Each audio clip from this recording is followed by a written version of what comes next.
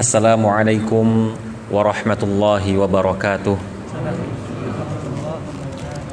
Alhamdulillahi wa kafa wa salamun ala ibadihi alladhina astafa Sayyidina Muhammadin imami ahli safa wa imami ahli wafa wa ala alihi wa ashabihi wa man iqtafa. Amma ba'd. Para asatidz, masyayikh, guru-guru saya yang dirahmati Allah Subhanahu wa taala, para jamaah, wabil khusus pengurus masjid dan tokoh masyarakat yang hadir bersama kita, barakallahu fikum ajma'in. Sebagaimana yang dikatakan oleh UAS tadi, tembak sasaran langsung. Berhubung waktu juga mungkin sudah semakin larut, dan walhamdulillah penjelasan tentang doa bersama, kemudian zikir jahar dan yasinan, masya Allah, Allahu barik fihim. Para asatiz kita, masyayikh kita tadi sudah menyampaikan khairul kalam ma qalla wadal. Sebaik-baik ucapan adalah yang sedikit tapi menunjukkan ke makna yang padat. Jamaah yang dirahmati Allah Subhanahu wa taala, pada dasarnya tidak ada masalah di dalil.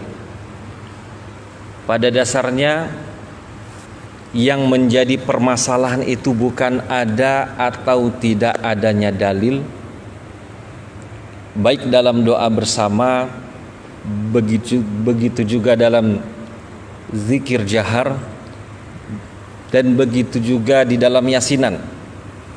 Namun yang menjadi permasalahan adalah cara memahami dalil.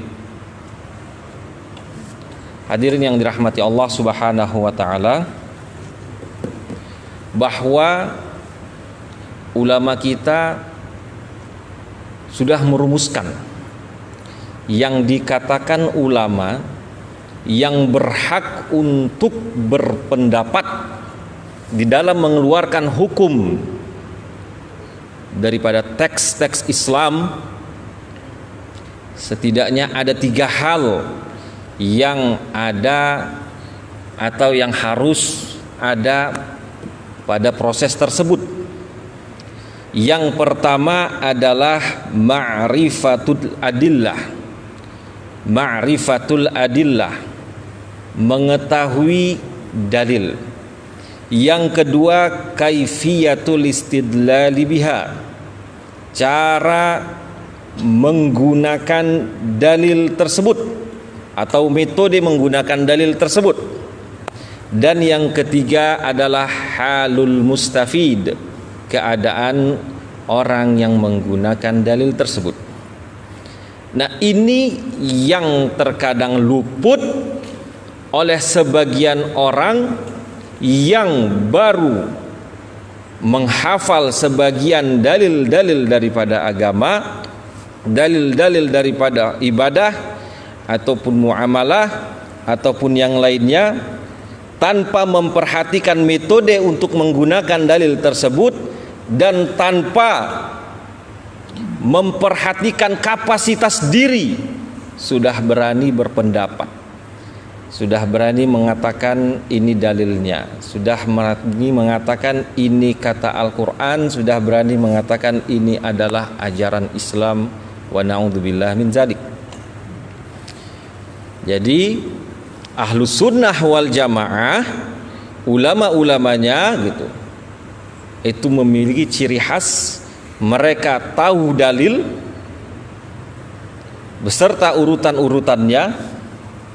Kita dalil Al-Quran, kemudian sunnah, kemudian ijma', kemudian qiyas yang disepakati. Nah, sebagian kaum yang herannya kita, Allahu a'lam, menganggap bahwa dalil itu adalah Quran, sunnah, kemudian amal perbuatan salafus soleh. Bahkan sesuatu yang tidak pernah dilakukan oleh Nabi SAW itu langsung berarti itu bertentangan dengan ajaran Islam. Sama sekali bukan seperti itu. Kalau seandainya kita mau memakai metode berpikir seperti itu, kita mungkin nggak akan bisa melihat masjid seperti ini keadaannya.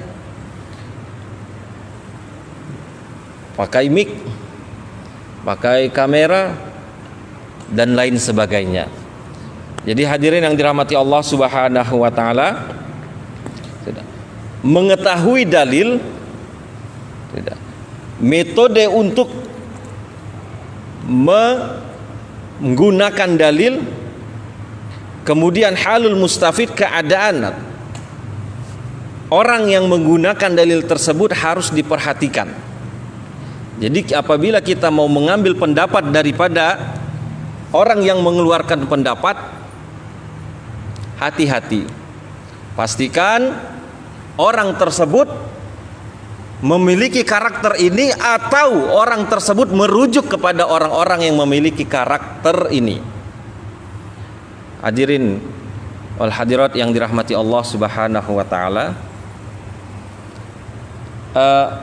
doa bersama, kemudian zikir jahar, kemudian membaca Yasin, kesemua itu adalah mencakup zikir kepada Allah Subhanahu wa taala.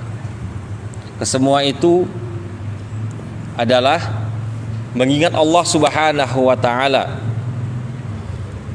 Dalilnya dalam Al-Qur'an sangat jelas. Sangat jelas. Ya ayyuhalladzina amanu, ya ayyuhalladzina amanu dzkurullah dzikran katsira. Wahai orang-orang yang beriman, uzkuru. Apa artinya? Berzikirlah kalian. Lafaz uzkuru ini adalah lafaz yang menunjukkan jamak. Uzkuru, berzikirlah kalian. Artinya apa? Artinya diperintahkan kita berzikir dengan keadaan banyak atau berjamaah. Dan di ayat yang lain Allah Subhanahu wa taala mengatakan, wasbir nafsaka ma'al ladina yad'una rabbahum bil ghadati wal 'ashyi yuriduna wajhah. Wahai Muhammad, Nabi Muhammad sallallahu alaihi wasallam, bersabarlah dirimu untuk bersama orang-orang yang mencari ridha Allah Subhanahu wa taala pada pagi dan petang hari. Allah Subhanahu wa taala. Lagi-lagi di sini kita dapatkan perintah Al-Quran untuk berjamaah mencari ridha Allah Subhanahu wa taala, dan salah satunya adalah zikir. Kemudian di dalam hadis Nabi sallallahu alaihi wasallam, ma jalasa qaumun majlisan yadhkurunallaha azza wa jal, tidaklah suatu kaum duduk di suatu majlis yadhkurunallaha azza wa jalla, dan mereka, lafaz yadhkurun adalah lafaz jamak,